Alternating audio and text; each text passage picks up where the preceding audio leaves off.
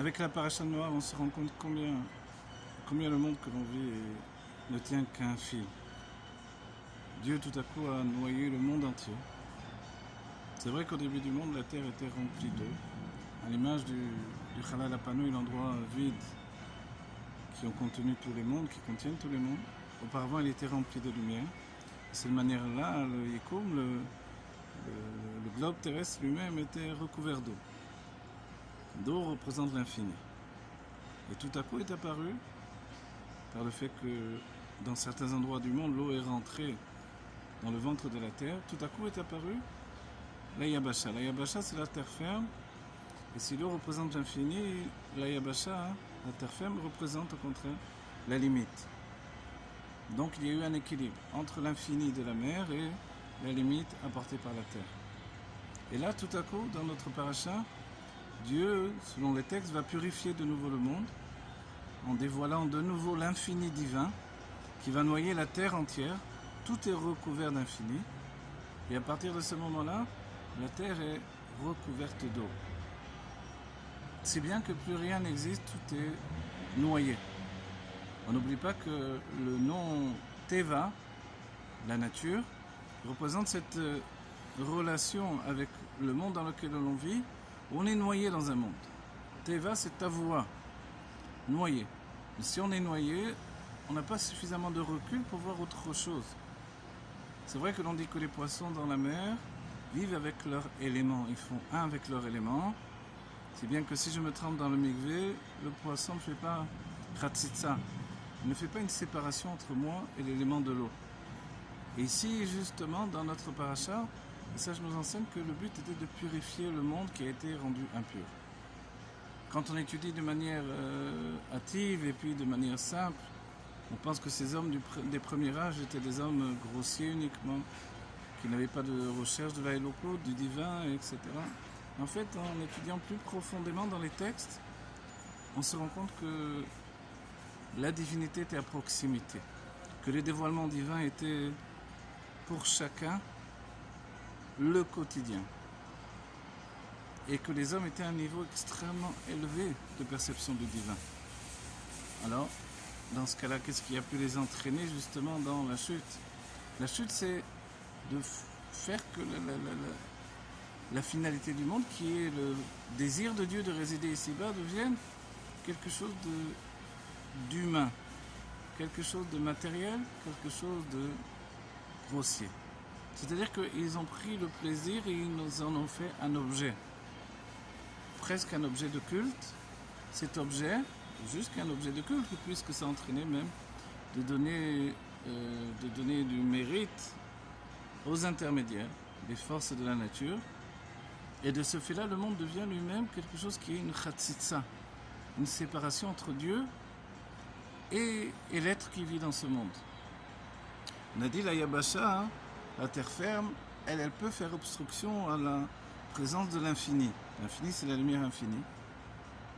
Mais en réalité, si d'un autre côté, on se gorge de Yabasha, on se gorge de matière, que la matière devient une finalité, et puisqu'elle est la finalité de la volonté de Dieu, qu'il soit fait une maison ici-bas, qu'il réside dans ce monde de matière, alors tout à coup on se rend compte que non seulement l'erreur est humaine, mais la chute est inexorable. C'est bien que les hommes ont chuté dans la recherche du plaisir comme un but. Je souligne à nouveau, puisque la raison même de la création des mondes et de la finalité de ce monde et la matière même du corps, c'est de faire pour Dieu une maison ici-bas pour qu'il réside dans la matière. Et au début du monde, il résidait de manière naturelle dans le monde. Il n'était pas encore retiré.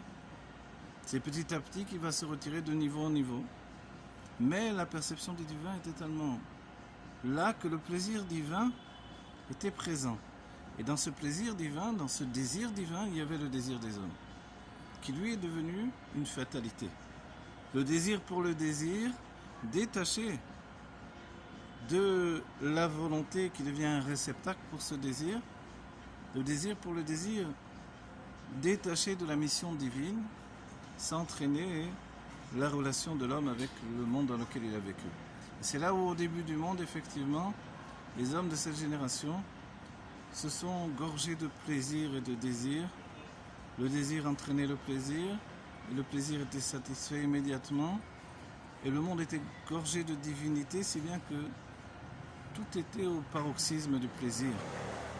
Les sages diront plus tard qu'au moment du Beth Amikdash, lorsqu'on mangeait un fruit, on pouvait avoir une clotte en effet, c'est-à-dire, puisque le goût, c'est l'âme du fruit, on pouvait ressentir réellement que notre âme se séparait du corps et s'englobait avec Dieu.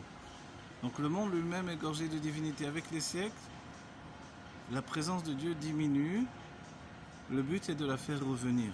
C'est-à-dire que le plaisir inhérent au désir de Dieu de résider ici-bas, ce plaisir-là, au début du monde, a été vécu avec excès. Et cet excès a entraîné que Dieu a dit non, ce n'est pas cette intention que j'avais. C'est vrai que j'ai eu un désir de résider ici-bas, mais j'ai besoin d'avoir des réceptacles. Et c'est là où la Chassidut nous explique, dans notre génération particulièrement, puisque nous terminons l'édifice, qu'il faut des horodoto, certes, c'est-à-dire un désir incroyable, illimité, de divin, de bien-être, de recherche de plaisir divin, extraordinaire, de dévoilement divin extraordinaire, mais dans des réceptacles de Torah et Mitzvot. Or, le monde n'était pas encore purifié. C'est-à-dire que la matière elle-même, elle n'était pas encore suffisamment en équation avec la structure même qu'elle devait fournir pour être un réceptacle pour le désir divin. Et c'est là où il y a eu une Shurat HaKelim, de nouveau, une brisure des réceptacles, et le monde a été brisé. C'est bien que l'eau qui représente l'infini, de nouveau a noyé le monde, et le monde a dû se recommencer. À partir de là, Dieu a donné des éléments de limite, c'est la Teva de Noir, l'arche de Noé, dans laquelle tous les êtres vivants rentrent de manière ordonnée, mesurée, tout est mesuré, ordonné au moindre millimètre, et à ce moment-là, on vit dans une harmonie parfaite. À l'extérieur, l'infini se répand, et à l'intérieur, on est comme dans le monde de Hatzilut. Dans la Teva, dans l'arche de Noé, dès que l'on rentrait dans l'arche, c'est la grande question de Admor HaZaken, pourquoi les animaux n'étaient pas féroces dans l'arche? Pourquoi le lion ne sautait pas sur la biche, le loup sur l'agneau? C'est parce que dès que l'on rentrait dans l'arche, on avait des mochines de gadlout, la largesse d'esprit nécessaire pour vivre en communauté, en communion les uns avec les autres, être capable d'accepter l'autre. Parce que finalement, s'il y a un besoin de se nourrir, il n'est pas obligatoire que ce besoin de se nourrir entraîne un dévoilement de cruauté, un dévoilement un rugissement du lion, c'est-à-dire la nature de carnassier qui peut être même dans l'homme et qui est plus terrible lorsqu'elle est dévoilée chez l'homme.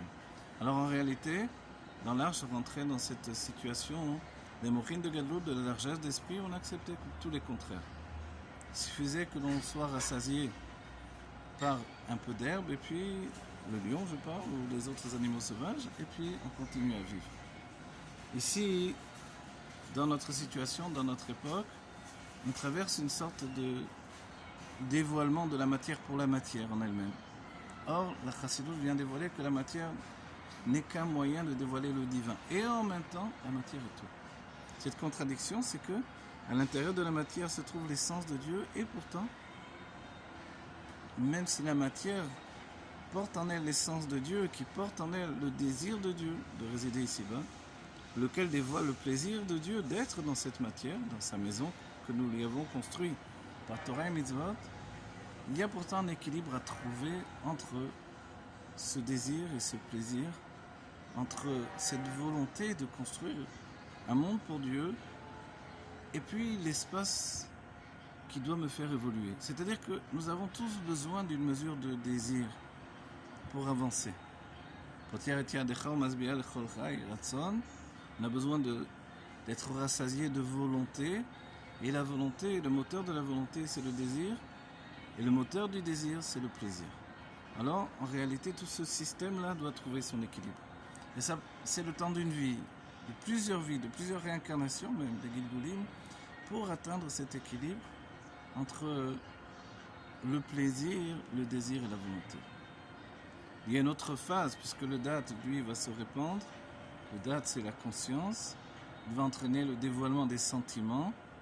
Au début du monde, avant même que le monde de Hatzilut, le monde de l'émanation n'existe, il y a eu une Sfirat HaKelim, une brisure des réceptacles. Et cette brisure des réceptacles, c'était le fait que les sentiments n'étaient pas encore dévoilés dans des petites mesures.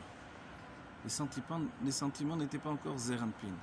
Ils étaient au contraire au paroxysme, dans toute la puissance des sentiments, qui ne suggérait aucune objection au dévoilement des sentiments. Un chesed, une générosité absolue, voilà, et une générosité absolue, c'est-à-dire un désir d'expression extrême, une rigueur absolue, une rigueur extrême, et puis aucune connexion entre les deux. Le monde de Hatzilut qui va rétablir justement, corriger les taken en hébreu le monde de Tohu, le monde de Hatzilut, lui, va entraîner justement l'équilibre souhaitable pour que le dévoilement divin puisse entrer dans des réceptacles d'expression. Pour nous-mêmes, ce que l'on doit vouloir dans cette paracha noire, en voyant finalement une humanité entière qui a disparu, en voyant également les animaux, le monde qui s'était corrompu à la recherche de ce désir, qui s'était gorgé de désir, sans faire de réceptacle, sans évoluer dans les sentiments, sans trouver de lien, d'équilibre. Finalement, on doit comprendre combien on doit être à la recherche de l'équilibre. Trouver l'équilibre entre donner, recevoir, que notre influence ne soit pas une influence qui étouffe les autres, mais en même temps on doit se rendre compte combien elle est importante pour le monde. Alors je souhaite à chacun que cette paracha noire nous donne de prendre en compte que la vie vaut la peine d'être vécue lorsqu'elle est dans l'équilibre, et que Dieu donne la bénédiction de l'équilibre que l'on trouve dans l'arc-en-ciel, cet équilibre de toutes les couleurs. Ce sont les sentiments retrouvés. Quand Dieu montre à Noé, il lui montre l'arc-en-ciel, alors c'est le pacte qui est passé. Et qu'est-ce que ce mouvement dans le ciel? Parce que l'atmosphère a été purifiée, que l'arc-en-ciel apparaît, bien qu'il ait été déjà créé depuis le début du monde, nous dit le Rabbi. En réalité, il n'apparaît qu'à ce moment-là, puisque le monde a été purifié. Et l'arc-en-ciel qui nous montre toutes ces couleurs, nous montre en fait que tant qu'il y a un équilibre entre toutes les mesures de sentiments, le monde peut continuer d'exister. Voilà. Que Dieu fasse que l'on évite la Géoula Mitit Vashvima immédiatement.